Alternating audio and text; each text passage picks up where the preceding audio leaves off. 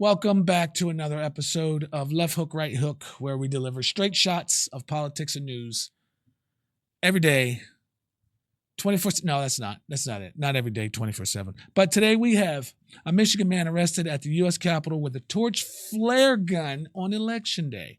Now, I don't know anything about this. This is my first time digging into this. So let's get into it.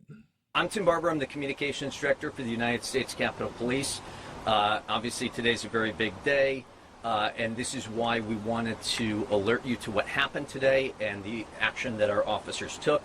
United States Capitol Police Chief J. Thomas Maindra is going to give you a brief synopsis as to what happened today, and then he's going to answer a few questions, keeping in mind that obviously this just happened this afternoon, and there's some details that we have to hold back as investigators do their work.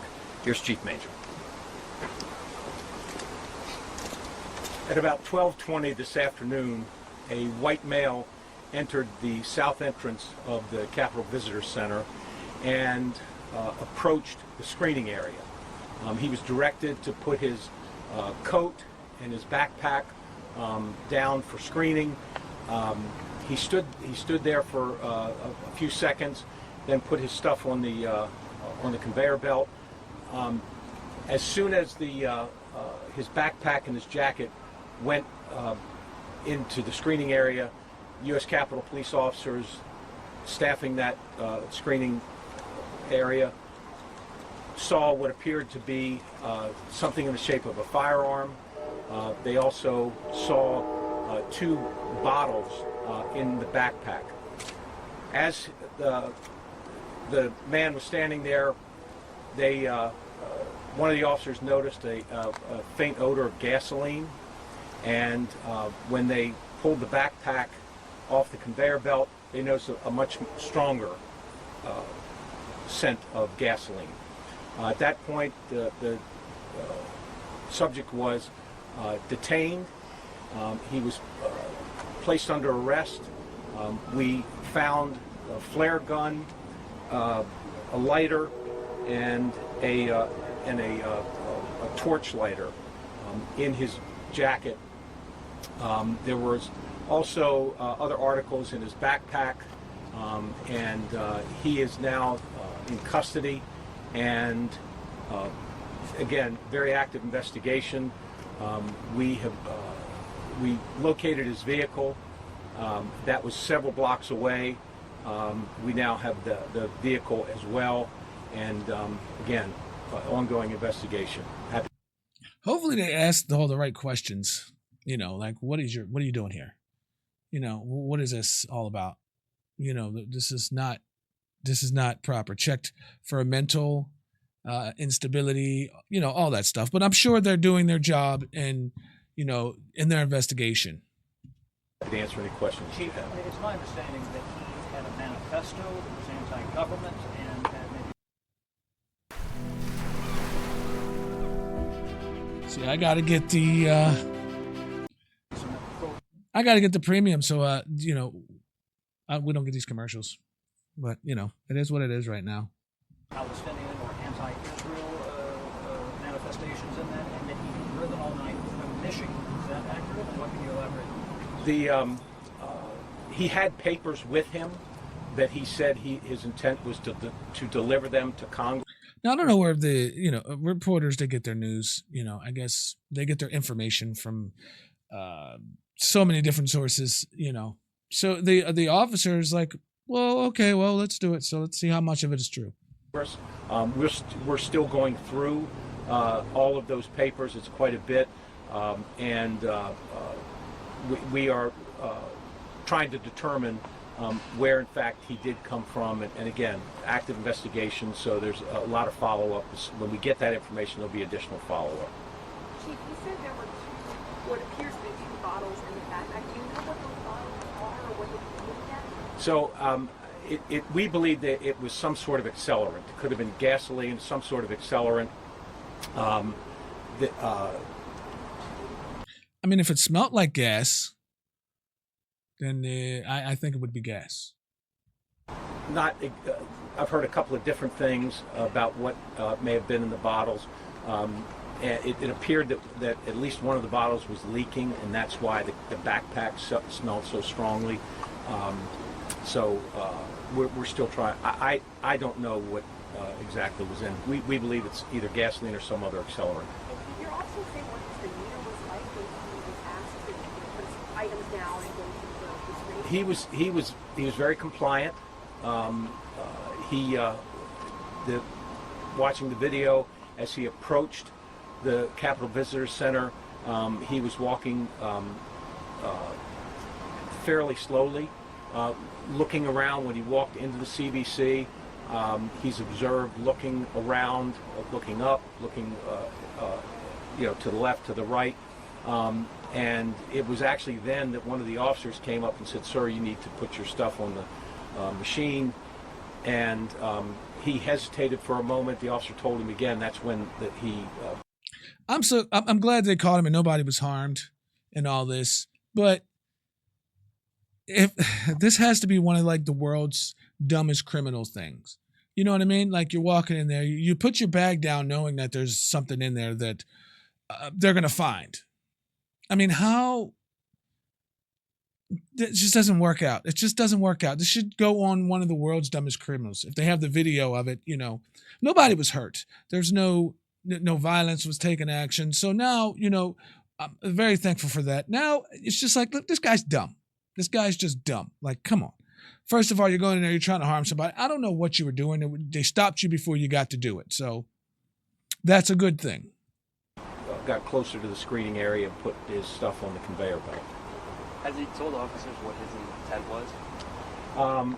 He made a few statements to the officers, but he's being interviewed now by the investigators, and so we haven't gotten the results of that interview yet. Chief, the Capitol Visitor Center was closed to anybody coming in, but I talked to a number of people who were already inside who had no idea what was going on outside. What was the thinking of allowing the people who were already in there to remain in there as opposed to maybe evacuating? Well, he was in custody, and we had his belongings, so we closed the visitor center after he came in, and we determined what we had, so no one else could come in. The people that were inside the visitor center were further inside the visitor center, and were not in any danger. Chief, did it happen at this entrance behind us or on the other side? It happened right, the one on the to your left. Okay. It's a south entrance. And do your officers have a working theory? Did he plan to light himself on fire, light something else on fire? Do we know? It's hard to tell. So I heard that, this is from I heard, as people say, I heard to the grapevine. But anyway, I heard that, he was the one that smelled like gas, and he walked in with the flare and smelled like gas. But, you hear information from somewhere and then it trickles down the line and it gets distorted at some point in time. So, but we don't know if this information here is distorted, but overall, I'm glad that they caught him and nobody was hurt, and they got him in time. He had some articles in his backpack that he may have wanted to set on fire. It did not appear that he had doused all of his clothing. There was some of his clothing that smelled like gasoline, but not all of it. So it's really unknown at this point what his intention. It could also be the fact that why he was putting the gas in the bottles, that he spilled some on himself. But I mean, if it smelled that strong, it got some in like he was saying, it got some in the bag, and it was on the bag, and it was on himself. So the guy wasn't very careful pouring the content in the bottles. So I don't know how you thought that you were going to be able to go through there and not be able to be detected when you have something in your bag and you smell like gas. Clear smell of gas. You cannot the smell of gas. Everybody knows the smell of gas. When you smell gas, you're like, oh, yeah, that's gas. You know what kerosene smells like. You know what any other substance smells like. If you smell bleach, you're not going to say it's gasoline. You know it's bleach. So if this guy's saying he smelled gas, that's exactly what it was. So, in this situation, will there be any additional security measures taken, and how long? Do you like having a P.O. box but are tired of wasting time and money driving to the post office? Well, we're on certainly on a heightened alert and have been for the days up till the election day today, and we are have an enhanced posture in terms of our security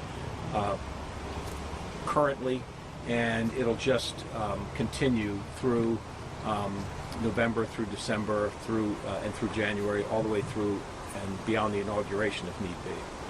I'm just hoping that they don't come out with some political standpoint on this, saying that, oh, this was Trump's doing, or this was this person's doing, and just to politicize it, to make it, to make it seem like it's political. The guy went up there. He didn't have any, signs saying, against Kamala or against Trump. He didn't have any. He just walked in there, from what I understand. Okay. Now, I don't know if they have the video. I maybe have to look for the video somewhere, the security visit, if they didn't release, or if they released it. But he didn't have anything on him saying that it was political. He might have thought, in the beginning, maybe he went in there for a political standpoint, but to say it was specifically blaming the certain party, that person in the party, like they said, go down there and do this. No, I hope they don't do that. Something that looked like a firearm in his backpack. Was that a firearm?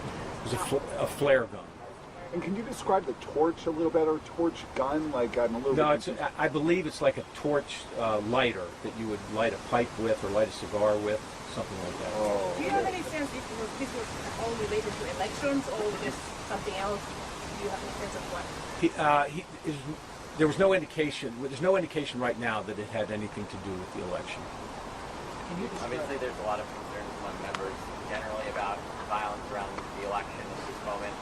Is there a briefing plan for them? Has the Capitol Police communicated to them about this incident? And in general, what is your message to members and officers concerned? Side note, this has really nothing to do with anything, but I like their hats. Their hats are pretty neat. You got the design and stuff like that. Their hats are pretty neat. I like them. So we have put a message out to our stakeholders here.